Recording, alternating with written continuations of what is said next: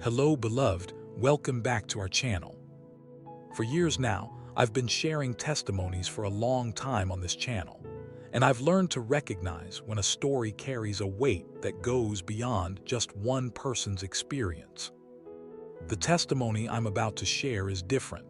It's not just a story, it's a warning, a lifeline, and a divine appointment for everyone who hears it.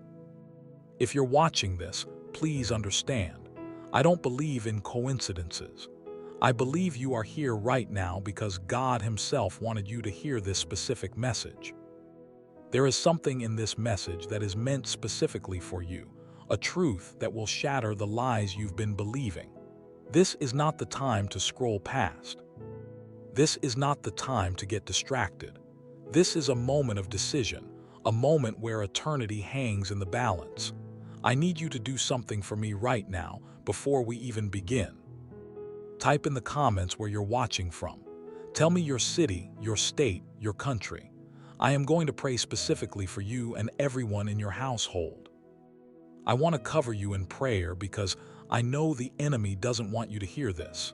He wants to keep you isolated in your struggle, but I'm here to break that isolation right now. So please lean in, open your heart, and listen carefully. Now I will begin sharing this experience. Listen and be blessed. My name was Daniel, and I was 22 years old, working at a factory while hiding my problems from my family. I thought I was clever at keeping secrets, and I truly believed that nobody would ever know about the things I did alone in my small apartment at night. The factory floor was my mask, the greasy machinery and mind-numbing repetition, a perfect cover for the chaos that waited for me after my shift. By day, I was the dependable son, the quiet worker who never caused trouble. But that night that it happened changed my life. Now, I want you to please listen to the very end, so you don't miss the most important part of my testimony. This is an experience that has changed me for good, and I believe what I saw was also meant for you who is watching this. Please, I am sending this message to Daily Renewal to help me share to his audience. So if you are watching this, don't think it's a made-up story. Please listen carefully. The night it happened, I took too many pills and my body stopped working as everything faded into blackness.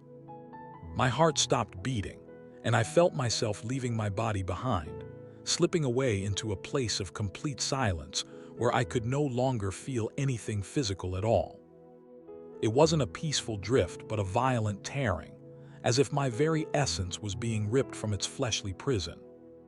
The silence was absolute, a crushing void that swallowed every thought and memory I'd ever had. There was no light, no tunnel, no deceased relatives waiting to greet me, just an endless, indifferent nothingness. In that moment, I understood the finality of it all. This wasn't a dream or a near-death experience. This was death itself, cold, permanent, and utterly devoid of the comfort I'd secretly hoped might be waiting on the other side. When I opened my eyes, I found myself in darkness so thick it pressed against my skin, waiting for the punishment I knew I deserved. There was no light anywhere, only moving shadows, and the air smelled of decay as I braced myself for flames and suffering. It was a darkness unlike anything I had ever known. It wasn't just the absence of light. It felt heavy, like a wet blanket that I could feel pressing on every part of my body. I tried to breathe, but the air was thick and foul, smelling like old garbage and something rotting. Each breath made me feel sick, but I had to keep breathing. I was scared to even move, but I could feel things shifting in the blackness around me. The shadows weren't still. They moved, twisting and turning like living things. Sometimes they looked like long, thin arms reaching for me. Other times they seemed to form faces, but they were faces I couldn't make out clearly. They would appear for a second and then melt back into the darkness. I kept my eyes wide open, staring into nothing, because I was more afraid of what might happen if I closed them. I felt like a small child hiding from a monster, but there was nowhere to hide. All I could think about was what I deserved. I remembered all the lies I had told my family. I remembered the nights alone in my apartment, doing things I knew were wrong. I remembered the pills, how I had taken more and more until my body gave up. I wasn't a good person, and I knew it. So when I opened my eyes in this dark, terrible place, a part of me thought, this is it. This is what I get. I waited for the fire. I had always heard about hell having flames that burn forever. I clenched my teeth in my hands, ready for the pain to start. I thought I would feel my skin burning, that I would scream and never be able to stop. I waited for demons to come and drag me away, for some kind of torture to begin. But nothing happened. The darkness just pressed in, the shadows moved, and the bad smell filled my nose. The waiting was almost worse than the pain I imagined. My heart was beating so fast and my body was shaking. Every sound I heard, or thought I heard, made me jump. A whisper here, a soft footstep there. I couldn't tell if they were real or just in my mind. I was completely alone with my fear, and it was eating me alive. The punishment wasn't fire or demons. The punishment was this dark place and the terror that filled every part of me. Instead of fire, dark shapes emerged from the shadows, revealing themselves as demons with twisted faces and eyes that looked straight through me. They knew my name without me speaking it, and their smiles showed they recognized every part of my life and every hidden thing I thought was buried. At first, they were just part of the moving darkness, but slowly they took form. They weren't like the monsters from movies, with horns and tails. They were worse because they were almost human, but twisted in ways that made my stomach hurt. Their faces were stretched and bent, like someone had taken a normal face and pulled it from different directions. One had a mouth that was too wide, filled with teeth that were too sharp and long. Another had eyes that were completely black, no white at all, and they seemed to absorb what little light there was in that terrible place. There were 3 of them, and they moved without making a sound, just gliding through the thick, smelly air. They stopped in front of me, and I felt so small and weak. I wanted to run, but my feet felt like they were stuck to the ground. I wanted to scream, but my throat was tight and no sound would come out. I just stood there, shaking as they looked at me. Then one of them spoke, and its voice was like grinding rocks, yet somehow I understood it perfectly. "Daniel," it said. My blood went cold. How did it know my name? I hadn't said a word. I hadn't even made a sound. But they knew me. The one with the wide, toothy grin smiled even bigger, and I could see all its sharp, dirty teeth. "We know all about you, Daniel," it said, its voice a sickening whisper. "We know about the factory, how you pretended to be a good boy for your mommy and daddy." The third one, whose face was a mess of scars and deep lines, nodded slowly. "We know about your little apartment," it hissed. "We know what you did when no one was watching. We know about the secrets you kept." I felt like I was going to be sick. They were talking about things I had never told anyone, things I was ashamed of, things I thought I had hidden deep inside myself where no one could ever find them. But these creatures, these demons, they knew everything. They started listing my sins, one by one, their voices mixing together in a terrible chorus. They knew about the first time I stole money from my mom's purse. They knew about the lies I told my boss to get a day off. They knew about the nights I spent looking at things I shouldn't have been looking at on my computer. They knew about every pill I took, every drink I had when I promised myself I would stop. The worst part was their smiles. They weren't angry or yelling at me. They were smiling like they had found a long-lost friend, like they were happy to see me. Their smiles said, "We've been waiting for you. We know exactly who you are, and we're so glad you're finally here." They saw everything bad inside me, and it delighted them. Every hidden part of my life was laid bare before these knowing ones, and their smiles told me that my secrets were never really secrets at all. They began speaking about actions I had committed in complete solitude, things I had hidden from my mother and friends, deeds I performed in dark rooms when I believed no eyes could see me. Every secret I thought was buried forever was now exposed and spoken out loud by these creatures. The demon with the stretched, wide mouth spoke first, its voice a grating whisper that seemed to come from all directions at once. "Daniel," it rasped, "do you remember the Tuesday your mother called to check on you? You told her you were feeling fine, that you were just tired from work." "But you weren't tired, were you?" My heart sank. I remembered that call. I had been sitting on the floor of my bathroom, my head spinning, the empty pill bottles scattered around me like fallen soldiers. "You were alone in your apartment," the demon continued, its black eyes seeming to grow even darker. "You had taken more than you should have. You were watching the ceiling spin, enjoying the feeling of floating away. When your mother called, worried because you hadn't visited in weeks, you lied. You told her you were eating well, taking care of yourself, all while you were dying, Daniel. You lied to the one person who loved you most." The second demon, the one with the scarred face, stepped closer. Its voice was like nails on a chalkboard. "And what about the money, Daniel? The money you stole from your father's wallet when he was sleeping?" I felt my face grow hot with shame. It had happened months ago.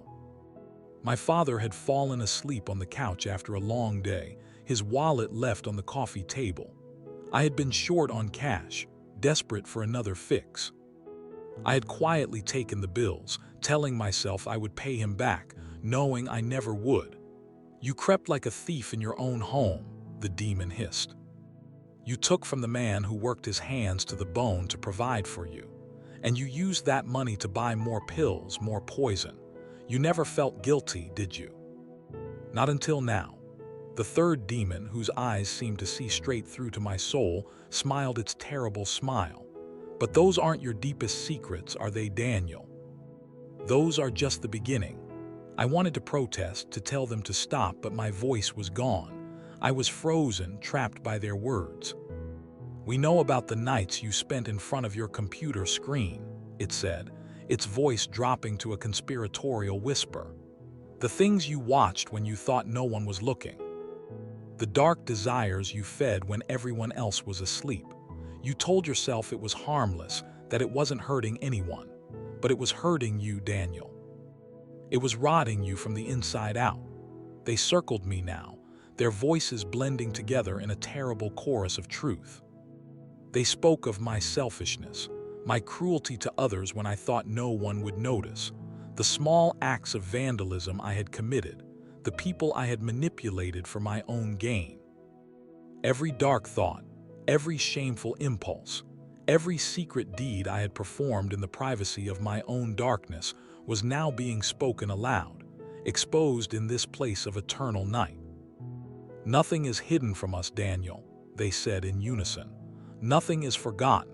Every secret you thought was buried forever is now part of you, part of this place. You are your secrets, Daniel.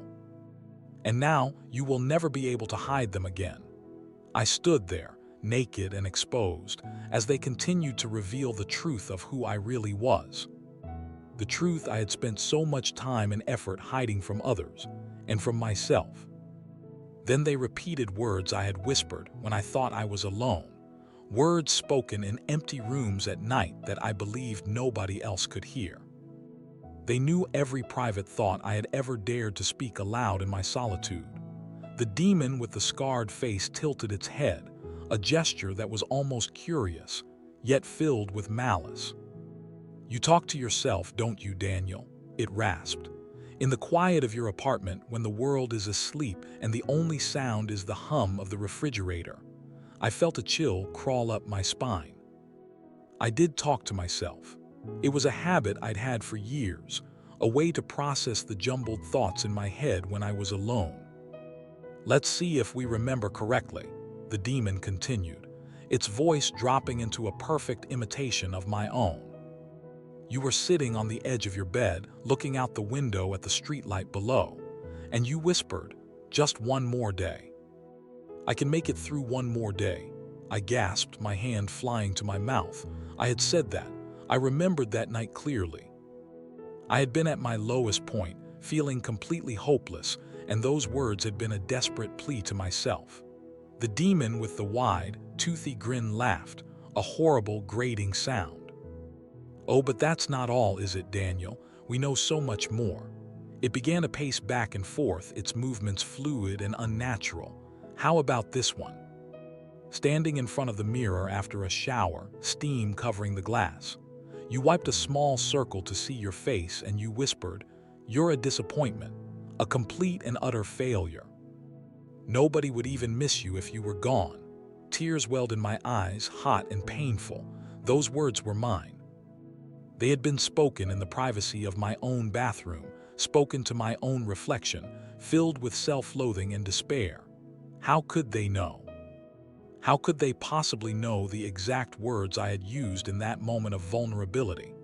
The third demon stepped forward, its black eyes seeming to pierce through me. "But those weren't your darkest words, were they, Daniel? You had secrets even deeper than that." I shook my head, wanting to deny it, but knowing I couldn't. "We know about the nights you couldn't sleep," it whispered, its voice like the rustling of dead leaves. "Lying in bed, staring at the ceiling, your mind racing with thoughts you couldn't control. And you'd whisper into the darkness, words you hoped would somehow make you feel better, words that only made you feel more alone." The demon's voice changed again, becoming softer, more intimate. "Please," it whispered, mimicking my voice perfectly. "Please, somebody help me. I don't want to be like this anymore. I don't know how to stop." I collapsed to my knees, the sobs finally breaking free. Those were my words. My most desperate private prayers spoken into the emptiness of my room, hoping against hope that somehow, somewhere, someone might hear and understand. But I had always been alone, or so I thought. "We heard you, Daniel," the demons said in unison, their voices surrounding me, filling the darkness. "We always heard you. Every whisper, every plea, every desperate word spoken in the solitude of your rooms. We collected them, cherished them, held them close until we could share them with you again." They began to circle me, their voices overlapping as they repeated my own words back to me. "Just one more day. You're a disappointment. Please, somebody help me." Each phrase was a dagger twisting in my heart, reminding me of every moment of weakness, every secret pain, every private despair I had ever experienced. "Nothing is yours alone, Daniel," they said, their voices blending into a terrible chorus. "Not your thoughts, not your actions, and certainly not your words. We know them all. We were there with you in every empty room, in every dark night, listening to every whisper you thought was yours alone." I curled into a ball on the ground, covering my ears, but it was no use. The words were inside my head now. My own private thoughts and prayers turned against me, exposing the truth of who I was, alone, desperate, and completely known. One demon stepped closer and spoke to my heart, saying I had wasted my life believing the lie that my hidden actions carried no weight, and that secrets could stay buried forever. He laughed at how foolish I had been to think darkness could hide anything from the spiritual world. The demon glided forward, leaving the others behind, until it was standing right over me. I could feel the cold radiating from its twisted form, a chill that seemed to seep into my bones. It knelt down, its face just inches from mine, and for the first time its voice wasn't a harsh whisper or a grating rasp. It was clear, almost gentle, which made the words it spoke even more terrifying. "Poor, foolish Daniel," it said, its tone laced with a pity so sharp it felt like a knife. "Did you really think it worked that way? Did you honestly believe that as long as no one saw you, as long as you kept your secrets locked away, they didn't count?" I couldn't answer. I just stared into its bottomless black eyes, feeling my entire life crumble around me. "You wasted your life," it continued, its voice still eerily calm. "You lived by a lie. The lie that your hidden actions carried no weight. The lie that what you did in the dark had no consequence because no one was watching." It reached out a claw-like hand, but it didn't touch me. It just hovered over my chest, right over my heart. I could feel a strange pressure, a heaviness that made it hard to breathe. Every secret you kept, every lie you told, every shameful act you committed in solitude, they all left a mark. They all added weight to your soul. You thought you were burying them, but you were just burying yourself under the weight of your own darkness. Then it started to laugh. It wasn't a loud, booming laugh, but a soft, chuckling sound that was somehow more horrifying than any scream. It was the laugh of someone who has just heard the most ridiculous joke in the history of the universe. To think, it chuckled, shaking its head in amusement. To think you believed darkness could hide anything from us.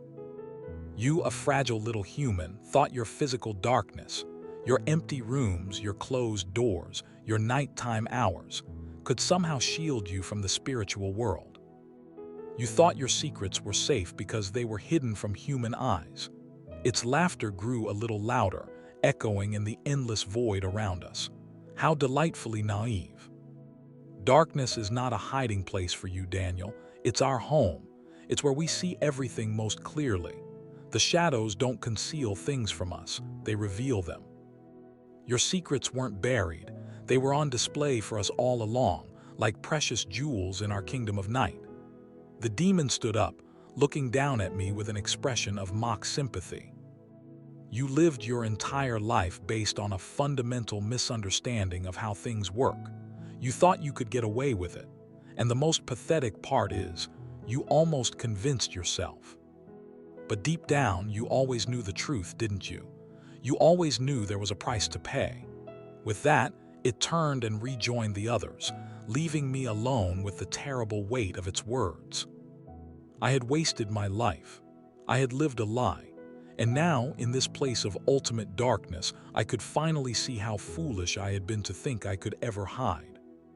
Suddenly, everything changed as a brilliant light burst through the darkness from high above, filling the space with warmth and beauty that made the shadows scream and recoil.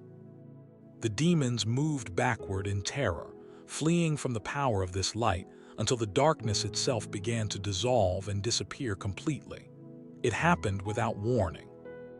One moment I was crushed on the ground, suffocating in the endless black, the demon's words echoing in my soul. The next, a pinprick of white appeared in the oppressive void above me. It was so small, so faint, that I thought I might be imagining it.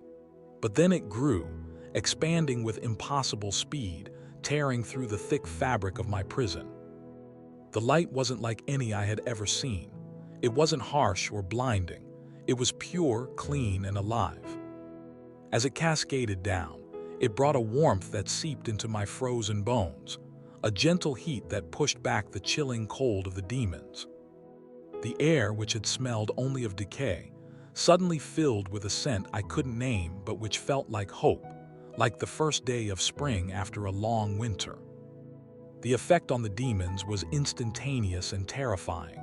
Their confident smirks vanished, replaced by expressions of pure, undiluted horror. The moment the light touched them, their twisted forms began to smoke and shimmer as if they were made of wax melting in a furnace. A collective shriek, a sound of agony that was both high-pitched and impossibly deep, ripped from their throats. They scrambled backward, their clawed hands raised to shield their faces, but there was no escape. The light was everywhere. "Get it away!" one of them screamed, its voice no longer mocking but filled with a desperate fear I never thought possible. "It burns! It burns!" The darkness itself began to retreat. The heavy, pressing blackness that had felt so solid and permanent started to thin, becoming a gray mist, then a translucent haze. The shadows that had danced and threatened were consumed by the brilliance, disappearing like nightmares in the morning. The demons, creatures born of the void, could not exist in its presence. With one last, unified howl of despair, they turned and fled, dissolving into nothingness as the light overwhelmed them. And then there was only the light. It surrounded me, filled me, and for the first time since I had opened my eyes in that terrible place, I felt something other than fear. I felt peace. From within that beautiful light, I heard a gentle but powerful voice speaking a name that rang through the emptiness like a bell. And that name was Jesus, filled with such love and authority that it drove away every last demon and filled me with hope I had never known before. As the light continued to pour into the void, washing away the last traces of shadow, a voice emerged from its very heart. It wasn't loud or thunderous like the demon's shrieks, but it carried an authority that made the entire realm fall silent.